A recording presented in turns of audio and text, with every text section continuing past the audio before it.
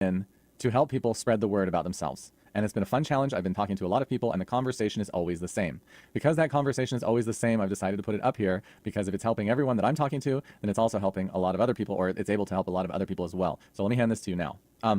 Big question is, my uniqueness, what is it? In other words, who am I? Not as an undifferentiated, enlightened being, but who am I in terms of what I offer the world in this 3D reality, especially where we are, our Western culture and society right now. This is the big question. Who am I?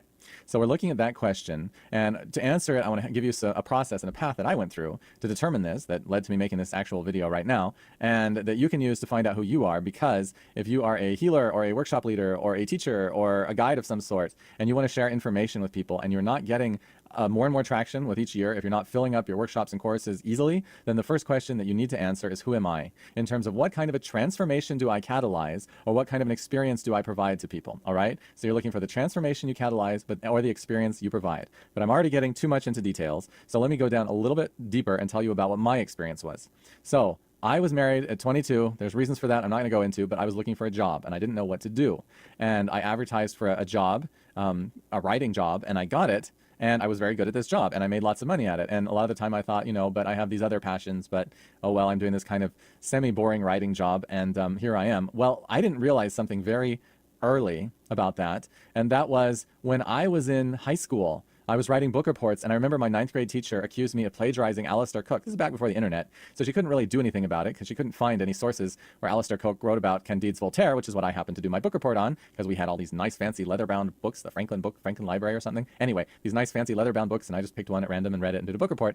And my English teacher said, well, that's obviously plagiarized from Alistair Cook, and I had no idea what she was talking about. So 4 years later, I was in college, and I was taking an AP course that was dealing with a sociology course, or not AP, but like advanced something or other, advanced course in sociology. And there was a lot of writing involved. And the teacher wrote on one of my papers, you have the capacity to be a good writer.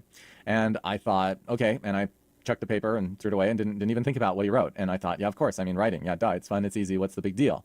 Fast forward the Wayback Machine into 2000, and when I got my first job as a professional writer, after a couple of years, I realized, you know what? People, mentors, teachers have been giving me little tiny hints along my whole journey at what I'm good at what I'm actually earning my living in right now. And I didn't see it because for me, that thing that I was doing was really easy and it was natural and I didn't have to work at it. And it was just me, right? This is the problem. The things that you're good at, often you don't realize you're good at, or you don't realize other people aren't good at. And so you find yourself having a difficult time explaining what that is or even doing it for people. So I'm going to give you a little exercise to find out, so you can find out who you are. Now, I'm not guaranteeing this is going to give you the ultimate realization. What you're going to get from this, and what you get as you go deeper into yourself, is breadcrumbs. Breadcrumbs that you have to follow. This whole process of marketing, of getting your message out there, is like a detective novel. It's like Sherlock Holmes, right? So you want to get your message out there, and you have to figure out a lot of things. You have to play Sherlock Holmes. You have to play the detective before you've got the information that you need to make the decisions that you need to make to get your message out there, to get people to listen to you, to happily share in a joyful, relaxed, open way, so that work doesn't feel like work to you. For example, me having this conversation right now, this feels like a very natural thing. And because it's natural for me, and because I know what's on this slide, because I've been studying this since 2005, and because I've spent tens of thousands of dollars actually learning this stuff from experts, I kind of assume it a lot. And I don't think about, oh, well, maybe not everyone knows this. So that same thing might be going on with you. And it took me a while to realize this is actually the gift. This is what I can give.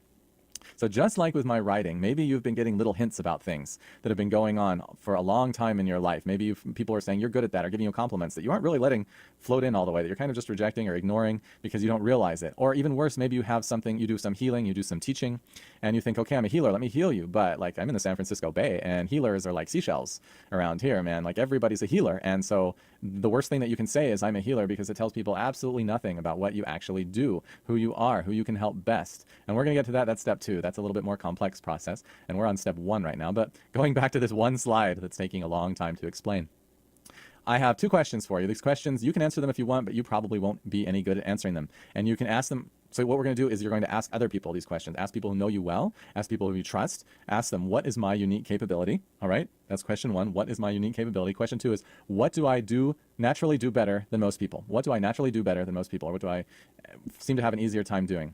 And you want to ask as many people as you can this question. You can send it to them by email. You can talk to them. And all the answers, just write down the answers. And the answers are not going to be the answer, unfortunately. People cannot just hand you the answer to your life's quest and your purpose and your mission and who you are. You're going to be going through a process to determine that. So you want to look at, what is my unique capability? What do I naturally do better than most people. I think that's enough for the first step. And then you just want to tabulate all that information.